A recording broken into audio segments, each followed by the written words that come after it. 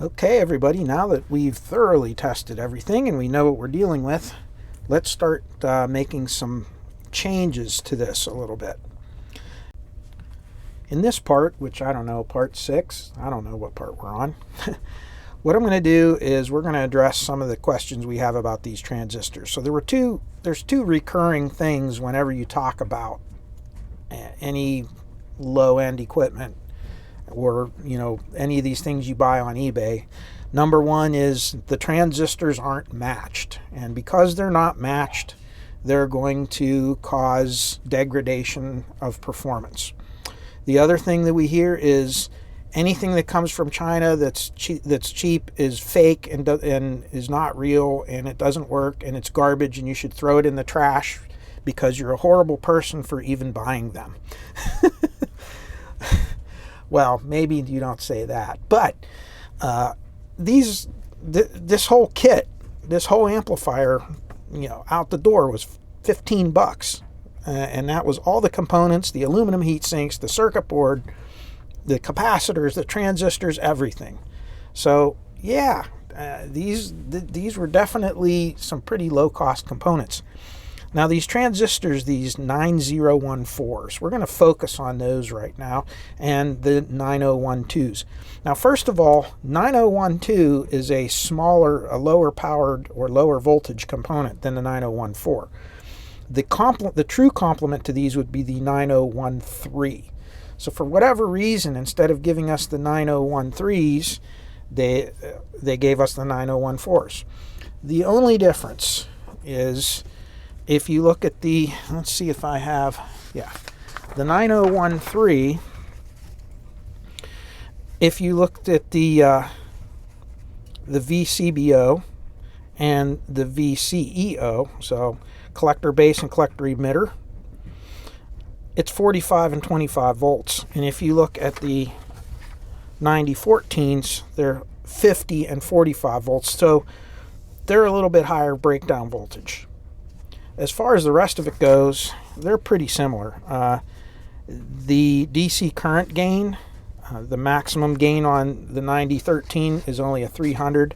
These are a high gain transistor, so there are versions of up to a 1000. But if you look at the specs, these are pretty common transistors. Now, the one thing that they don't say is, when you compare the two, nowhere do these say that these are low noise transistors. And yes, there are such things. Some transistor data sheets will actually give you the noise figure in decibels. And that's a really important factor in high gains, or high impedance, high gain circuitry, because whenever something's at the beginning of a high gain circuit, if there is the tiniest little bit of junction noise, which is, it's a real thing. You can get like a hissing sound or a snap of a crackling sound in a transistor. And it has to do with the way the transistors are manufactured. There are transistors that are manufactured to produce less of that noise than other transistors. So for instance, if you look at a 2N5551 or 2N5408, those are what are they? 5551s and 5408s, I think. Those are really solid transistors. They're a nice signal transistor like these. They have much higher voltage ratings. They have really good current and maximum wattage for a small signal transistor. But they also have a relatively mid-range noise figure. Whereas you look at the KSC 1845, those are a very low noise transistor. Now, so one improvement we could make is to replace these transistors with a known good low noise transistor. Unfortunately, if you look at the pinout, these are emitter base collector. And if you look at a KSC 1845, which is a really common transistor, they're emitter collector base. So the base and the collector are switched around. What is wrong with that, you might ask? Well, The problem is these transistors, you can see they're mounted in a straight line. The pins are in a straight line. So if I had to swap the collector and base around, you would actually have to take two of the pins and twist them around one another to get it to go in there. Now in circuit boards where the pins are in a triangle shape, then you can just rotate the transistor until the pins line up however you want them. It's a lot harder to do on these boards. So what we would like to have is a low noise transistor that's at least as good of voltage as these or better, and is also pin compatible with these. And the best one I could find from what I have in my inventory would be these, which is the BC550. Now if you look at the data sheet here, this data sheet covers a whole bunch of transistors all in one. So for instance, it covers the BC546, 547, 548, 549, and 550, and then it's the complement to the PNP version, which would be 556, 557, and so forth, up to 560. And if you look, there are two versions of this transistor that are low noise. The BC549, the BR549, never mind, junior samples, and BC550. And if we look down here, the 549 is a 30 volt component, which is kind of similar to those 9013s. And the 550 is a 50 volt component, which is very similar to those 9014s. And the nice thing is, if we decide to push this amp a little harder to be able to put like 30 to 35 volts on it, we should be able to handle it with this in that position. And since they're a low noise transistor and the voltage is good for what we're going to be using, I think this will be a good candidate, at least for this one. Now there are, like I said, I would rather put in a KSC 1845 because of their voltage ratings and higher wattage and all, but this is a pin correct. If you look, it's collector, base, emitter. These ones are emitter, base, collector. So really all we would have to do would be to remove this transistor out of here. You know, these guys here, just flip them around 180 degrees and they'll be pin for pin accurate. So that's what we're going to do. Q1 and Q3, Q2 and Q4, and we're going to actually match some. So I dug through my inventory. These are all I have left of them. I got 1, 2, 3, 4, 5. I got 6 of them.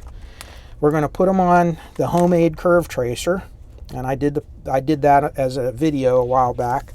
And we're just going to see if we can find 2 of them, or actually 4 of them, 2 pairs that match. And we're going to put match transistors. When I remove these old 9014s out of here, we're going to put them on the curve tracer as well, and we're just going to see how fake they really are, and if they're real or what the deal is. Because remember, these are very cheap. So according to a lot of people that say things on the internet, they're fake. And if they're fake, they can't be right. And we can't use them. Okay, let's get these things dumped out on here. We have the curve tracer out. And what I'm going to do is I'm going to try not to handle them. I'm going to keep them up here because the temperature from your fingers will affect the transistor. We want them all to be the same temperature when we put them in here. I'm going to take one of them like so, and I'm going to just place it in here.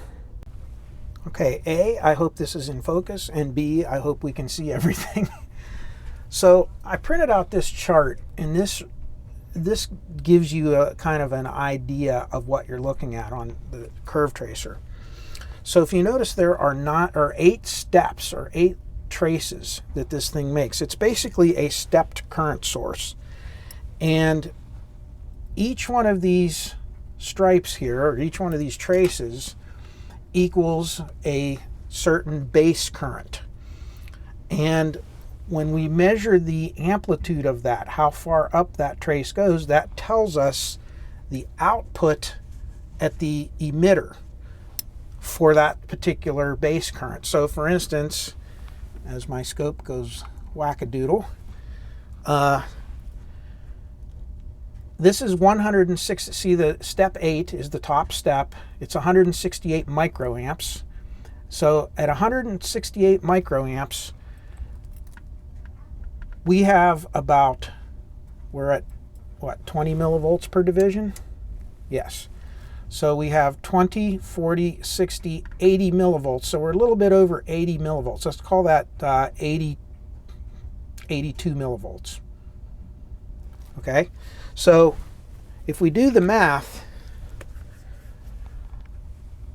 what it is 1 millivolt equals 1 milliamp of current, of emitter current. So if there is 82 millivolts, that means 82 milliamps of emitter current. So if we take 82 milliamps and we divide that, just like they're doing here, by 0.168, which would be 168 microamps, it gives us a gain of 488. Do you see what that's doing? So your gain, and as you can see with the curve tracer, the higher the current, or that you put into the base, the higher the current is going to flow between collector and emitter. So let's take another one, for example. This first step, step number 1, bottom step, is 0. Step number 2, which is this one here, is 24 microamps. So at 24 microamps, we're getting just under 20 milliamps. So you're getting maybe about, let's call that 19 milliamps. So if I take 19 milliamps divided by 0.024, which would be 24 microamps, you have a gain of almost 800. So you see how that works. So as you increase your base current, the gain of the transistor goes down.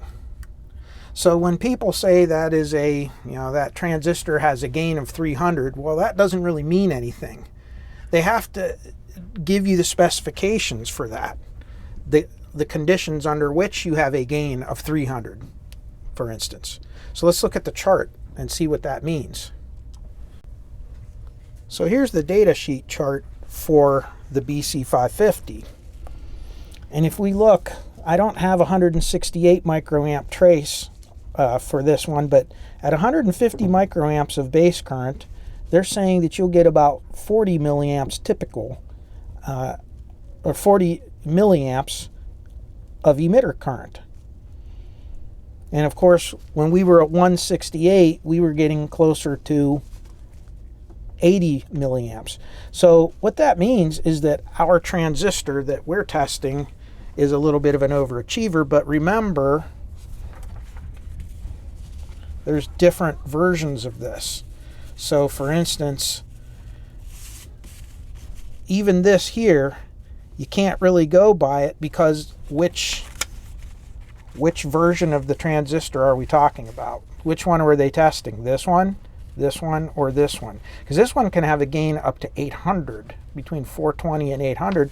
But this one can have a gain as low as only 110 to 220. And that's kind of what you're seeing here. So they're looking at middle of the road charts. So do you see what I'm talking about? Even these charts may not match the transistor you buy because all of these things affect that. So just thought you would want to see that. And I went over this before in other videos, but we're just reviewing this.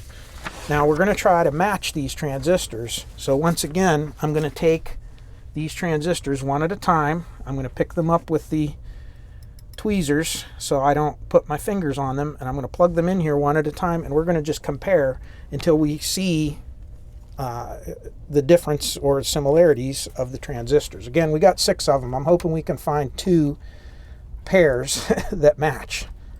So let's go here, and let me get transistor number 1. Now this is the one we just had in there, so I'll plug it back in. And we can see that one is just under 80 milliamps at that 168. And take a good look at that trace. So now I'm going to remove that and put it aside. And let's find another one, if we can find one that's similar to that.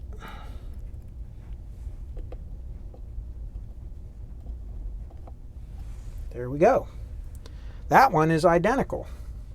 So if you go back, roll the video back, you can see these are two perfectly matched transistors. All right, so I'm going to put those two next to one another because that is a matched pair. Now let's go to these other ones and hopefully I can find two more like that. There's another one. It looks just the same, doesn't it? All right, good. These all came out of the same batch, so you can see how closely matched they are. See? These are all good. They're very closely matched. Now here's the thing, we're looking at gain. We're looking at forward current gain under certain conditions. Now see, that one's a little higher gain. See that? That would be the 5th one, and here's the 6th one that I have. They're still very close though. And this one's like the other one. So we have one that's a little bit higher gain. So we got 5 of them that are almost identical, and then we have a 6th one that's a little bit more, a little higher gain. If we look right there, see that? Okay, so I'm going to put that one off to the side. Actually, I'm just going to put it back in the bag. And now we know we have two matched pairs. Okay, I have this last one I'm going to put in here.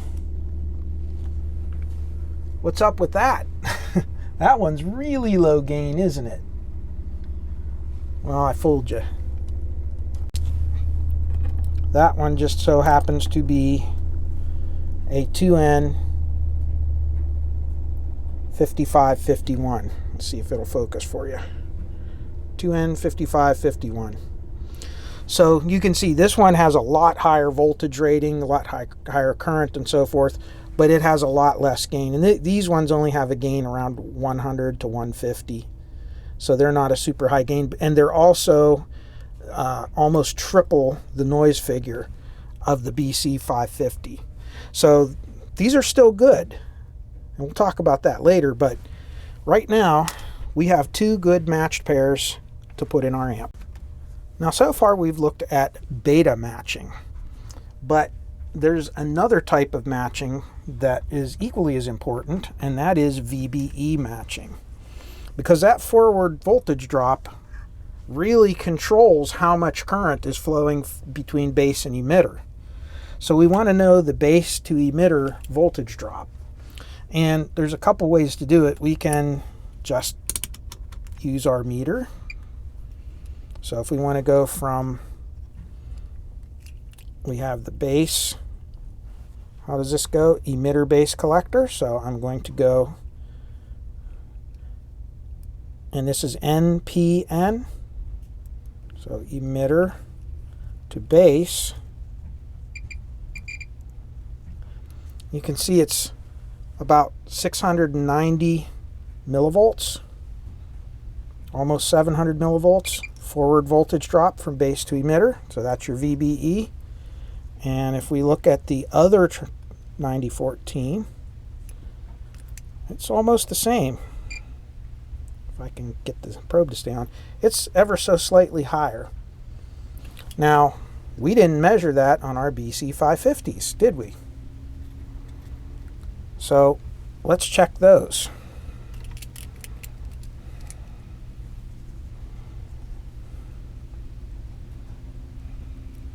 Remember, these are pinned out backwards from the other one.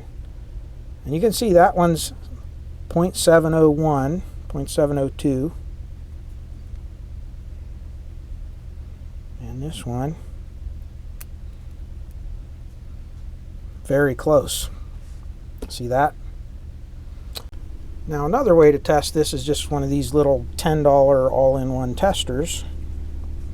and it'll give you the same information. You can see this one says that it's got an HFE, or a gain of 330, and this one's saying the VBE is 567 millivolts. Why did it say 567 millivolts on this one, but we were reading almost 700 millivolts on this meter? Well, it really has to do with the amount of current that it's applying to the base once again. So your VBE changes also with changes in current. All right, it's a moving target. This is what I'm trying to tell you folks. Matching transistors isn't as easy as you think. You have to know what parameters you're looking at and under what conditions. You have to have controlled conditions when you're matching transistors, if that makes sense. This is why I use that little matching jig that you've seen in my past videos that has the AC waveform it applies to them. And it looks at the actual VBE turn on and turn off against one another.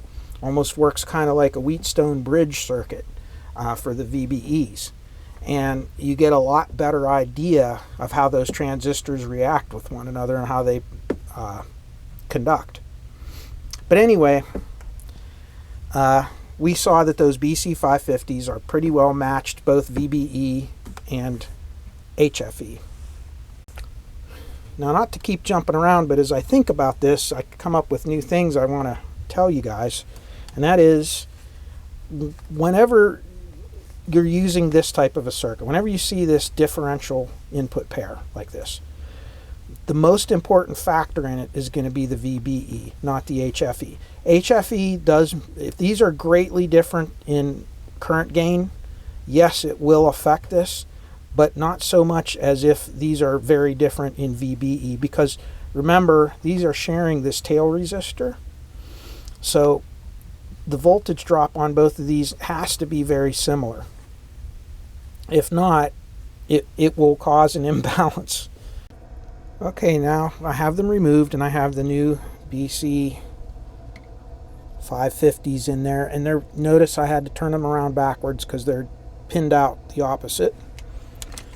And let's see how these fake transistors look on a curve tracer. And remember, we're going to have to put these in backwards because the pinout is the opposite. Let's take a look.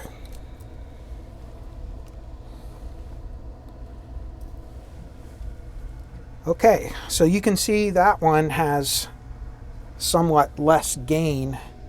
So if I move this down where it's supposed to be at the beginning, you can see it only has about 60 milliamps. Actually, it's very similar to the example that came with the curve tracer. See that, 60 milliamps? All right, let's take the other transistor, because, you know, remember we had DC offset, and a few of you said that this was because the transistors were not matched. Well, let's see if we're right. Maybe we are. Okay, so transistor number 2. We'll put it in. I got to get the pins in the right direction. Let's plug this in. What do you think? Well, there's a tiny little bit of mismatch, isn't there? You can see there. Now here's the thing. These transistors are definitely not totally beta matched, but they're pretty close. And you can see as I sit here a little bit and we let the transistor warm up a little bit, it's hitting that 60 mA. So I would say that this is a pretty well matched set. And again, these are beta matched. By the way, I predict it's not going to make as big of a difference as we might think, but we'll see if I'm wrong. And that's okay. If I'm wrong, hey, I learned too. That's what this is all about. Okay, the amplifier's connected, and you can see you get this phantom noise on here just from the meter itself and from the circuitry. There's actually no this thing hasn't even been powered on yet. So let's turn it on. I'll turn on the circuit breaker, and I'll turn on the amp. And what do you know? with our old transistors, this is the unmodified side, we have 65 millivolts, which is what we've always had. If I move over to the one where we've changed our transistors to the new versions, hasn't hardly changed at all, has it? And these are matched transistors, so I have a matched set of transistors. Now, I guess these 9014s weren't as cheap and fake and garbage as we once thought. And that's kind of something to remember. You can't just go by that. You can't make a blanket statement about things. You're not going to be right all the time. So it made no difference. This one's modified, this one's not. Now, what I will say is, since those have a lower noise signature, lower noise floor, they probably will help because, again, I'm going to leave those in there because having a lower noise transistor here, remember how many times this Class A stage amplified? This voltage amplifier is stepping this up, almost a factor of 100 or more. So if there's the tiniest little bit of noise here, that noise gets amplified 100 times, right? So the lower the noise you have in these transistors, the better. So we're going to leave those BC550s in there. Now moving up from one of these real basic transistor testers to one of these better quality ones, you're going to see one main difference. So it still tells you base emitter and collector, the pinout. It tells you the current gain, but it also tells you the test current. This is extremely important. So collector current is 2.5 milliamps. That's really important because remember on our curve tracer we had collector current of 60 milliamps, didn't we? And then they're showing the VBE on this as 760 millivolts. And we're looking at your base test current at 4.64 milliamps, not microamps. Okay, so this actually tells you the parameters under which it's testing it. This one does not. And that's another difference. Now you can get even fancier and use this one, which is the upgraded version of this. And this one has a USB connector on it. And you can plug this into a computer with software and it will do a rudimentary like curve tracer thing like our tracer that we were using. But the thing is, it's only you doing very, very small voltages and currents. And that's part of the problem with this thing. So unless you're looking at a very small signal on even a small signal transistor, the information this gives you may not be that important or that relevant to what you're testing. And then when you start testing large power transistors, like these, this really isn't going to tell you what you need to know because it's never going to put that kind of a signal onto this. Even this really cheap homemade, store, kit based has a power transistor version and it will actually produce a much higher test current, base current, and it can actually allow a much higher collector current. Now whatever type of test you use to match these transistors, be consistent. That's the biggest thing. Even if you're using this, if you're using the Peak Atlas, if you're using a curve tracer, or if you're using your meter, whatever you're using, use it the same way for each transistor. Do not change, because as you can see, each one uses a different test technique and each one gives you a very different result. That is not a flaw in any of those pieces of test equipment, nor is it a flaw in the transistors. It's just different ways of looking at it. Transistors are a moving target. As you change the parameters on the transistor, they change their properties, how they react to it. So that's the big takeaway from this video. And you can see now that, yes, matching transistors is can be important, but you can see even using really matched ones against ones that are slightly mismatched didn't make any difference whatsoever on this. And that's really the strength of this design once again. You know, everybody says a lot of things about this, but this is made this way for a reason. It is very, very bulletproof. And it is a very stable circuit, even when it's not implemented as perfectly as it could be. So, I'm going to replace, in addition to these, we're going to replace this one with a little bit heftier transistor, and it's going to be the same parameters, just a higher voltage rating, so we can get a little more voltage into this. And then we're going to do the same thing with these drivers, and I'll replace those off camera and then show you when I'm done. The deed is done. These transistors have all been replaced with special, purchased from a reputable dealer, real, non-fake, sprinkled with unicorn dust transistors. And these are those mean, nasty, Chinese, fake transistors. So this one's original, and this one is upgraded. So let's see, first of all, if we have any better DC offset. Original channel is 65 millivolts. Our new channel, 59. Well, that didn't make any difference, now did it? Okay. So now let's put a signal in it and let's see if we improved anything. By the way, for the voltage amplifier, for this transistor here, I used a KSA 733 GTA. And for these two transistors, I used a 2N5551 and a 2N5401, because these are a lot higher power rating and much higher voltage rating.